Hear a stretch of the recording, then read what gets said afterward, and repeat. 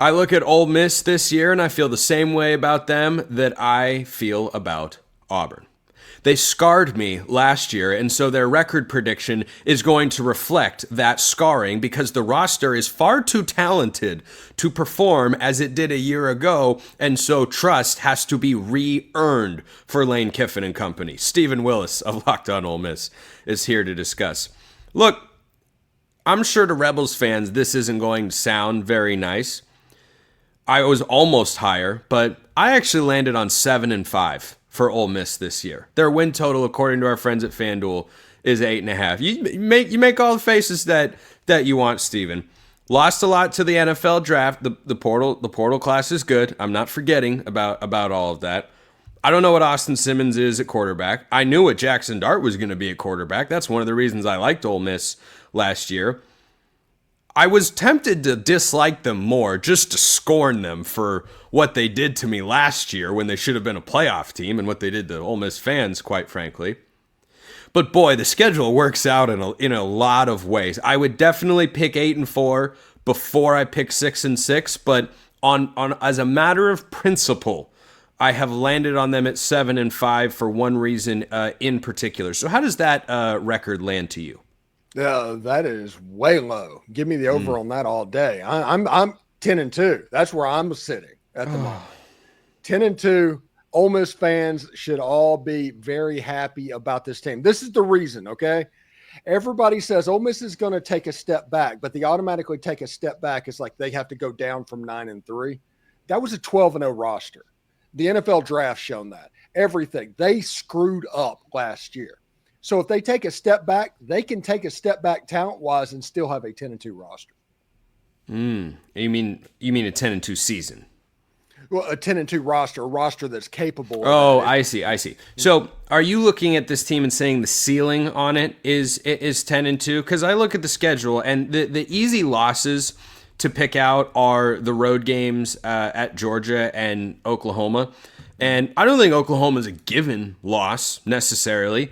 I like the Sooners. I don't love them this year, but I do like them, and so that's a game where I feel like the home team is likely going to prevail, presuming everybody is at full health. But when you say 10-2 as the ceiling for this Ole Miss team, where do you in your mind go to for, yeah, okay, that's just going to be a loss? The two road games in the middle that you just mentioned at Georgia and at Oklahoma. I mean, that's going to be the two games that Ole Miss might not be favored in this season. The other one is the LSU home game, but Brian Kelly has not beaten Lane Kiffin in Oxford since he's been the coach at LSU. I like Ole Miss's chances in that game. And that's the three toughest games that are on the schedule for the Rebels. The Rebels have 9 games inside the state of Mississippi. One of their 3 games out of the state of Mississippi is at Kentucky. Yes, save your jokes for later. I get them all. But when you look at the schedule and how it sets up, this is a schedule tailor-made for a run. This fall camp, Austin Simmons, until the last scrimmage, has been nearly flawless. He is somebody that has unbelievably talent and has an absolute rifle for an arm. By the middle of September, everybody's going to be talking about that guy. Lane Kiffin yesterday described Kewan Lacey at running back as electric, and they have 3 Bolitnikov candidates, watch list candidates at wide receiver, and 2 Mackey candidates at tight end. If the offensive line is just average, this team is going to be able to outscore most of their schedule. Do you think the offensive line can be average? Yes, absolutely can. I think the offensive line can be better than it was a year ago, but it all comes down to the transfer Patrick Kudos from Arkansas. If he can get on the field and be healthy, they really feel like they hit on the transfer from UAB, Delano Townsend, and the transfer from Charlotte, PJ Wilkins. But the leader in the clubhouse should be Patrick Kudos. And if that happens, all of a sudden this line has a little bit of leeway and a little bit of a margin for error that they haven't had in a while. So let me throw out what is a principled selection on my part as it pertains to what I have said on the past on the show for quite a while.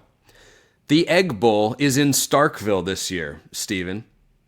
I am not down on Mississippi State, who most of you probably don't know brought in a top 25 transfer portal class, who, when Blake Shapen was actually healthy last year, had a productive offense, and they darn near, with a horrible roster, frankly, almost beat the Big 12 champs Arizona State on the road. That nonsense against Toledo, I'm still not entirely sure what happened that particular week. I'm going to choose to omit that from my data points that I list while making my argument here. I think Mississippi State is a step forward team in the SEC. I think they're going to beat at least one, maybe two teams that people think on paper they shouldn't. We see crazy upsets in the SEC every year, and I'm taking Mississippi State going into the season to beat Ole Miss in the Egg Bowl.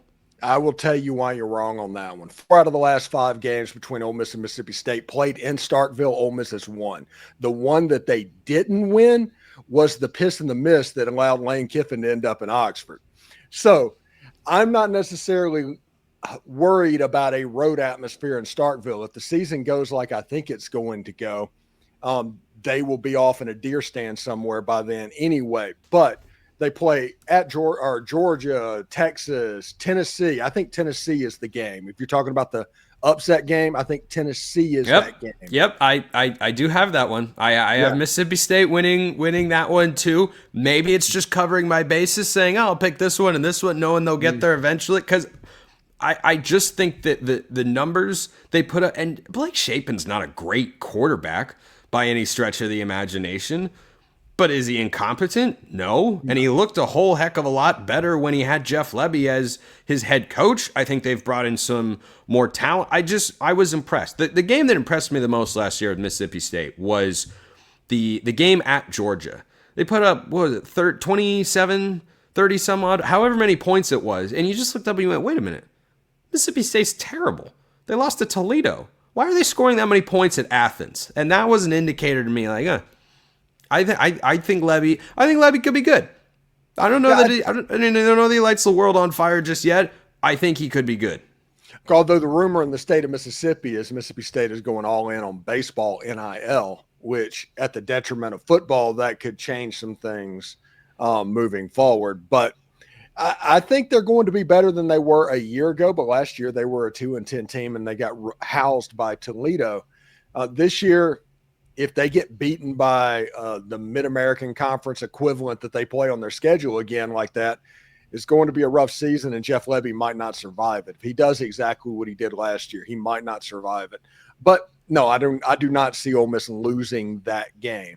I think the game that should be scary for Ole Miss fans on their schedule, it's not South Carolina, it's not Florida, it's not LSU, it's Tulane. Tulane is the team that you should be scared. It's a week before you play LSU. It's in September before everything is coalesced. That's probably the game that should be on everybody's radar.